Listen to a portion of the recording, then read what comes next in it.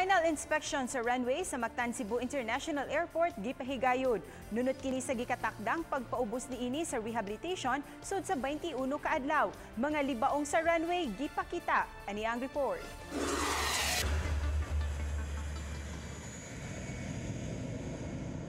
Sayo kanina buntag nag-inspeksyon sa runway ang composite team sa Mactan Cebu International Airport.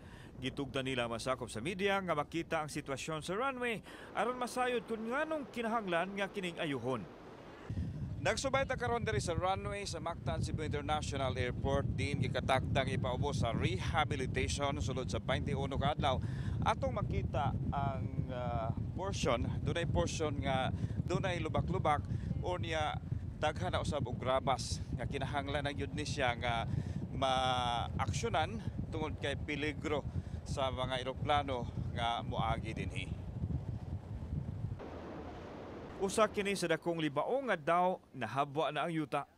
Gipadayag sa MCIA official nga peligro na sa mga eroplano ang ingon niini nga kondisyon sa runway. Ipaninguha gyud nato nga 21 days ra gyud no, pinaka least disruption gyud sa mga flights o ang pinaka mubo nga panahon nga ato nang buhaton. Pero wala man gud ta kabalo no sa mga mga tabuan, mga uwan, mga bagyo, wala ta kalibutan regarding ana. But kung maayo lang ang dagan sa panahon, 21 days mahumanta. Ang runway girakdang ipabos sa asphalt overlay sugod sa Setyembre 1 hangtod na sa Setyembre 21. 5 ka oras nga hunungon ang operasyon ini gikan sa 1:30 sa kadlawon hangtod na sa 6:30 sa buntag.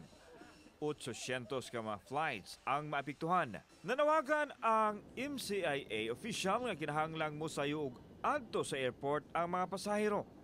So, ang akong ikasugyo sa atong tanang mga mulupad from September 1 to 21 especially nga kung pwede 5 hours prior sa imuhang international flight kinahanglan mo adto na gyud ka o moari na ka diri sa airport para maproseso na ang imong mga dokumento aron dili ta ma-delay.